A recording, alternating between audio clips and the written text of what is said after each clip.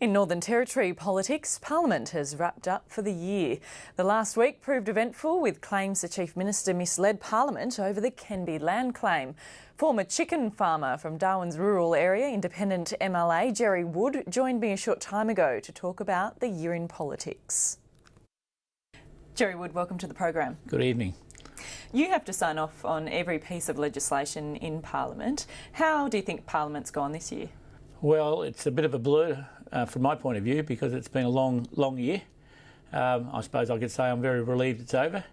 And from my point of view, it's been very challenging because, as you say, I have to look at each piece of legislation. And it's certainly, as I said, been a long year.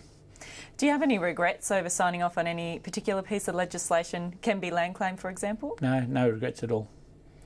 Even though this week there's been a lot of claims about the Parliament being misled?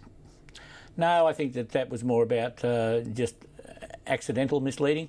I think it's been a case of someone making a mountain out of a molehill. The issue was about a technical matter, that it was a land trust. I think there are other agendas involved in this, which had really nothing to do with what was being put before Parliament. On statehood, you've said people in your community simply are not interested in the issue, but isn't this an area where politicians should be leading? The general feel that I get is that people simply aren't really concerned about it.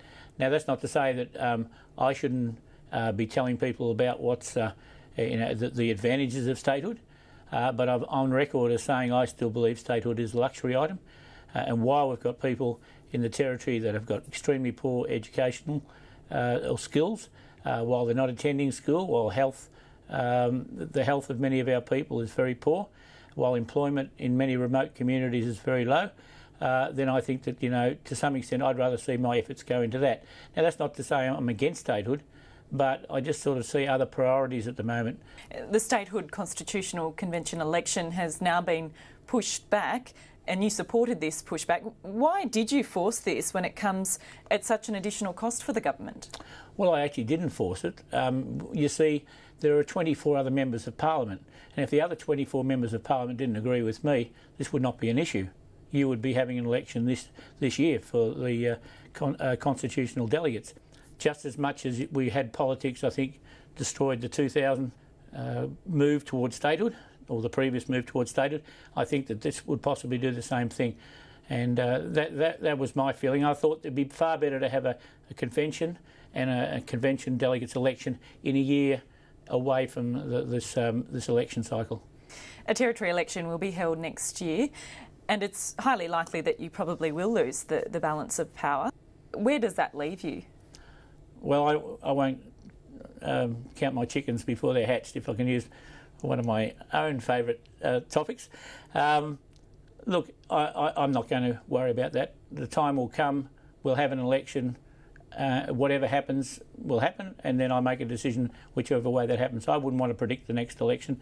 Do you like holding the balance of power?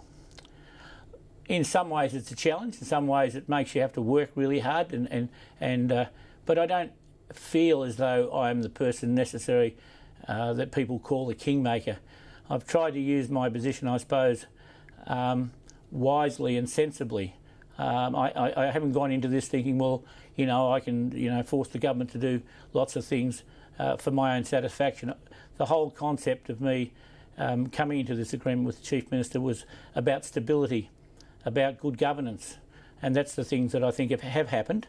Regardless of what you think of the present government, I think we have had stability, and the government has been able to continue to govern pretty well as it liked, although, I have opposed a number of pieces of legislation. So I would probably say I would be very much relieved if I don't hold the balance of power, because my life has certainly been turned upside down over the last 3 years, and certainly I've had a lot of work, which I predicted I would have, and I'm not complaining about that. But I'll just take each day as it comes, and whatever happens at the next election, it happens, and I'll make a decision after that. And what is your prediction for next year's election? Well, I suppose on the surface you could say that the CLP should take government, but you never know. We have small electorates. There's a long way to go. there's another 9 months.